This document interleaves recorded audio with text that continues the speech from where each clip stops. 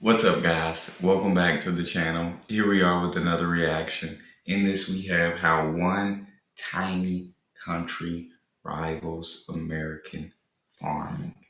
I am so excited to dive into this because I know that America is the biggest exporter when it comes to agriculture, but the Netherlands is in second, and not by a ton yet.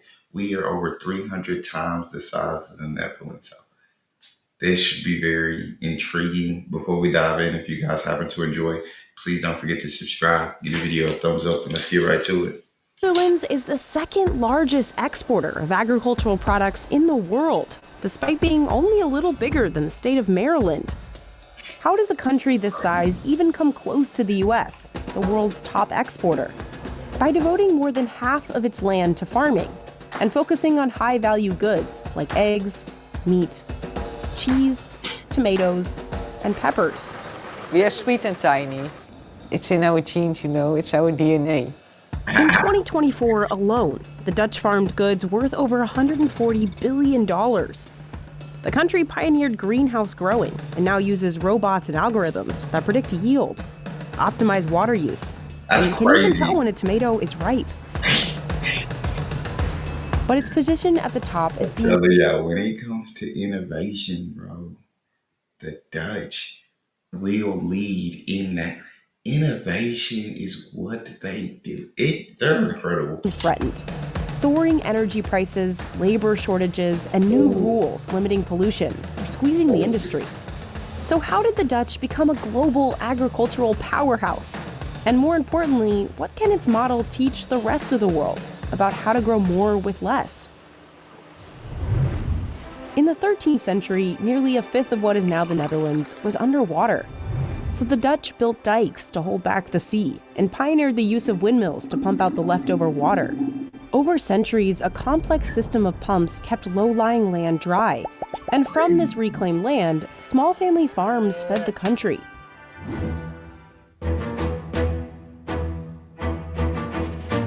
But that all changed during World War II, when Nazi Germany took over.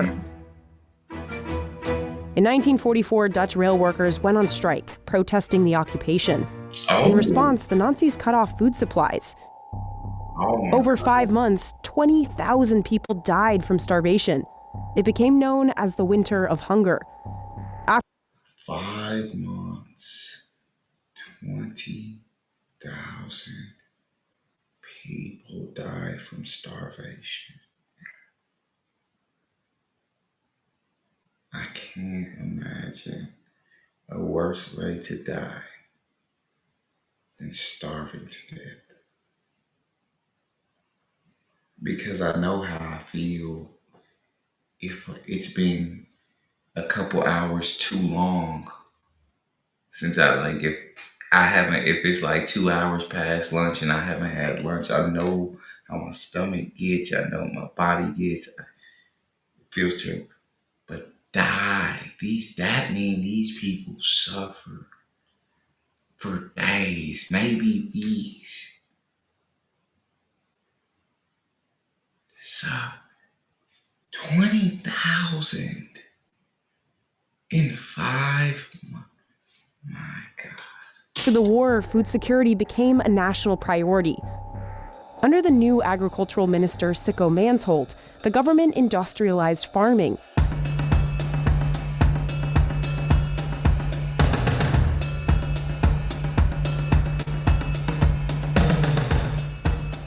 He subsidized important agricultural products and merged farms into bigger, more efficient ones. Public investment in research and education transformed Wageningen University into the country's secret weapon. Its research has been used in over 150 countries. Over the years, it has spun off dozens of startups. This one gathers electricity from living plants, and this one builds robotic harvesters. Gathers electricity from living plants. Dude. The Dutch, bro. The Dutch. You can find Dutch-inspired greenhouses covering thousands of acres in Spain, Canada, and China.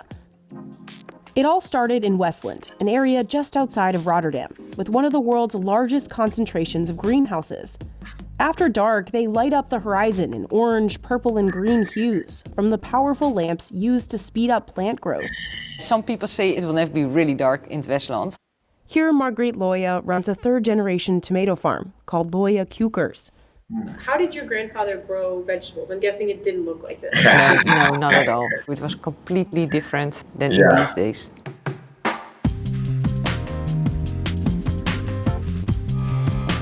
In these greenhouses, plants can grow a foot a week. Marguerite's team prunes, wraps, and lowers each one by hand. If you didn't control the vines. Oh, yeah, then you will get the jungle.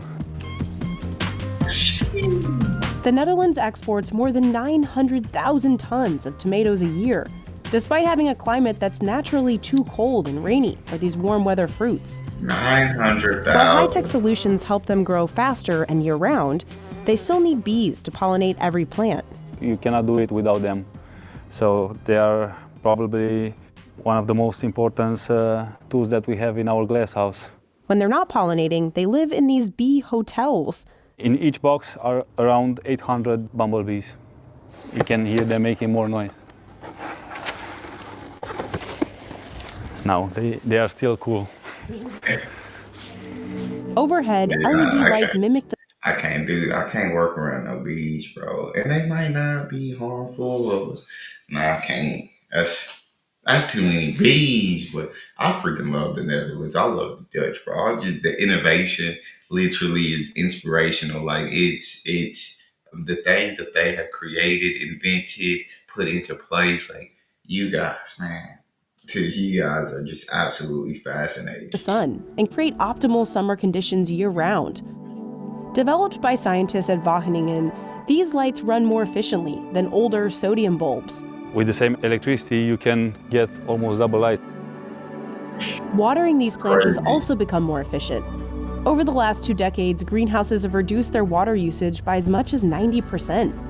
The water will fall here, and it will go back at the end of the row, and then it will go into a drain silo. We will clean this water and we will reuse it.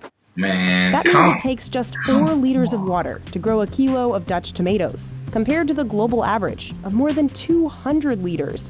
While tech has optimized much of the growing process, humans 4 liters of water versus 200 liters.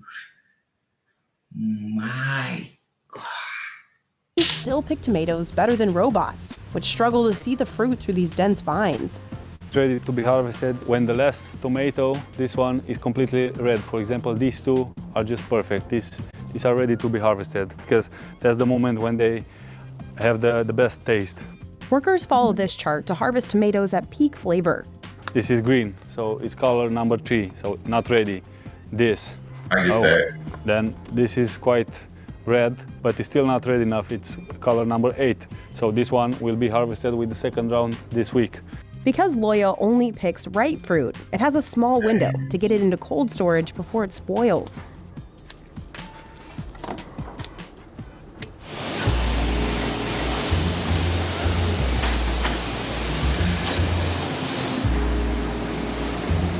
Today the tomatoes came, we packed them in the night shift, and tomorrow morning everything goes away with the trucks. So to help speed up production, this tomato camera. He's looking for damage, splits. The machine takes 2 pictures, one from the top and one from the bottom. This one, we see there he had found one split. Must be somewhere. Workers still check the bigger tomatoes by hand. We are checking for the size. It must be between 47 62 millimeters. If you see like this, here you missed one tomato. It's not so nice. And then you look like this.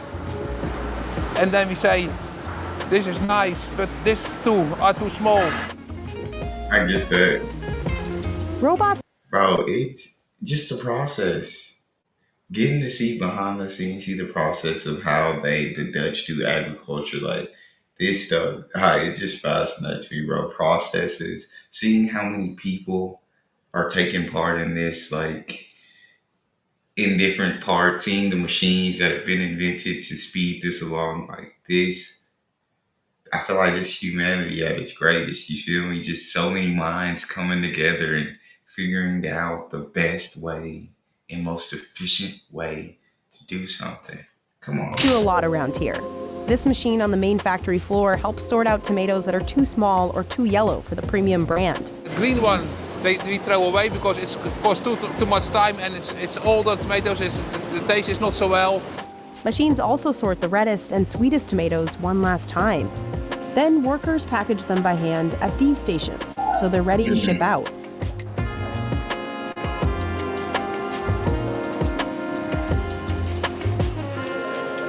But tomato greenhouses aren't the only ones relying on lots of tech. Jeez Louise. Just a few miles away, Arnaud van Dijk runs one of the largest pepper operations in the country. De grootste uitdaging in de kassen hier is om het altijd gezond te houden. Dus het vraagt elke dag opnieuw heel veel aandacht om de natuur na te bootsen. De natuur is een heel complex iets. Every year, VD Holland grows 85 million peppers. Like tomatoes, these peppers are grown hydroponically, meaning not in the ground. And here too, computers monitor and adjust everything from temperature and watering schedules to lighting. These yellow cards track pests like white flies or thrips. Er zit een klein laagje lijm op. Insecten trekken naar de kleur geel. Die worden op de een of andere manier aangetrokken door de kleur geel. And soon, cameras will be able to read the sticky cards themselves. Dus we gaan naar de situatie toe dat we vanuit kantoor kunnen monitoren welke insecten er in de kassen aanwezig zijn. En hoe eerder wij een plaag detecteren, hoe beter en makkelijker wij deze biologisch onder controle kunnen houden. Together, these innovations have allowed I'm telling you, it's just, how are you not fascinated? How are you not amazed? How can you not be amazed by this? This is it. growers to achieve yields 12 times higher than the average pepper farm globally. Since 2007, the company has also used automated carts, guided by wires in the floor, to move harvested peppers from the greenhouse to the processing hall. Come on.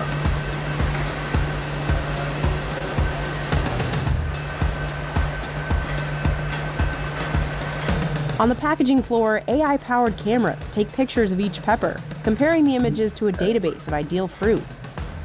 That information is used to sort the peppers by size, weight, shape, and color. Ones with small imperfections don't go to waste. The company sells them to salad producers and other food processors. The ones that do pass the camera stage go on to packaging. This machine drops nearly 400 pounds of perfect peppers into each crate. More and more automatic palletizing and self-driving forklifts are replacing humans in this factory. I can The imagine. Netherlands is facing a growing labor crisis, with 2/3 of businesses struggling to find workers. VD Holland introduced all this new That's technology. right. It's crazy because it's like they're struggling to find workers, yet these machines are supposed to be taking more and more humans off the floors, but they're struggling to find. That's wild. But I think that's kind of the situation that the world, that's the direction that the world is heading in, just this situation of where we've created all of these robots and AIs and machines that can do everything for us, that you won't really need humans to do a lot of jobs. And that's intriguing yet scary. So it's, but it feels like that's kind of the way that we're definitely headed we're in the technology age, and we're just pushing further and further and further. Technology to automate as much of the packaging process as possible. As much as 95% of VD Holland's bell peppers are exported, and about 60% of all crops produced in the Netherlands leave the country. Its position on the North Sea makes it easy to ship from giant ports in Rotterdam and Amsterdam. Germany is the top buyer, but Dutch produce also reaches the UK, China, and the US. Producing and packing all of this food requires a lot of energy. Greenhouses across the Netherlands use nearly 107 petajoules, enough to power more than 2 million homes a year. And not everyone's happy about this. Some studies estimate that a greenhouse-grown tomato could have 6 times the carbon footprint of a field-grown one. But that largely depends on the energy source used to grow them. That's why Dutch growers are trying to change how their farms are powered. Until recently, much of their energy came from Russian gas. But the war in Ukraine forced the Netherlands to cut off imports. Energy prices soared as a result, forcing many greenhouses to look for alternatives. Loya already had its own power plant on site. Heat from the energy-producing process actually warms the greenhouse, and any extra energy is sold back to the power grid. VD Holland, meanwhile, turned to a different source. 50% van de warmtebehoefte wordt gemaakt middels aardwarmte. The company invested $46 million, along with a few other growers, to drill for the renewable energy source. We hebben ons gasverbruik gehalveerd, vlakte in de warmtevoorziening, en daar ben ik eigenlijk wel trots op. Wageningen University is working with growers to reduce their energy consumption. Leo Marcellus is largely credited for the widespread use of LED lights in Dutch greenhouses. Without light, there is no plant growth. Custom LED light recipes have helped farmers grow strawberries, cucumber, and asparagus faster. His research on these lights got glasshouses in the country to cut their power usage by nearly half. And now, Leo and his team are seeing if they can take it further. The question is, can we make as efficient use of the LED lighting as possible? Now he's studying how LED light color, intensity, and timing can influence growth and lower energy bills. And here we are, it is an experimental. This is freaking insane. This, bro. How does your brain work like that? Setup where we are growing lettuce with different light. In this lettuce trial, his team figured out that by increasing the light intensity in the final week before harvest, they can raise vitamin C and sugar content and extend shelf life. What gives a good growth? What gives a good taste? What gives a good nutritional value? But also, what is most sustainable in terms of less use of energy? And usually that can be a balancing act. In another room, his team is working with the Singapore Food Agency on bok choy. Here I can choose any condition. If I give them low light and a low temperature, they will grow slowly. By adjusting temperature, CO2, and light, they can speed up plant growth. Many of these testing rooms are pink because red LED lights are better for growing plants. Red LEDs are the most efficient in converting electricity into light. So a high fraction of red is normally, I would say, advisable. But it has to be the perfect balance of red, blue, and white light. For example, this bok choy likes a little more white light. If it is only red, most plants don't like that. Leo's colleague, Elena Vincenzi, is studying how barely visible red light affects a tomato's plant's ability to convert light into energy. Here you can see that there is a chamber that can be clipped on a leaf, and then because the chamber is transparent, the leaf can still receive the light that we give to our normal treatments, and we are able, through the machine, to actually see what is the rate of photosynthesis. If the photosynthesis rate is higher, then perhaps the plant, with the same amount of light, can grow more and faster. She's also trying to reduce water use. Swapping in different kinds of growing bases for tomatoes can help with that. They're also studying how more robots can help reduce labor costs. Several things are studied. One of them is about robotic harvesting of the plants. There's a lot of interest, of course, in replacing the manual labor by robots. Much of what's discovered at Wageningen ends up back on farms like Loya and VD Holland. This is... How do y'all feel about robots replacing humans, though? Like I said, that's where technology is taking us. And that's the age that we're heading into. But how do y'all feel about that? I would love to hear y'all's thoughts in the comment section. I got so many different thoughts on it. It'd take too long to explain that all in this video. But it's, man, what they're doing is just truly, truly amazing. Like the way their brains work to figure this stuff out, man. Growers often also partly fund the research that we're doing here. This tight feedback loop between scientists and farmers may be the secret to what makes Dutch agriculture so efficient. It dates back to the post-war era, when the Dutch government encouraged researchers and farmers to work together.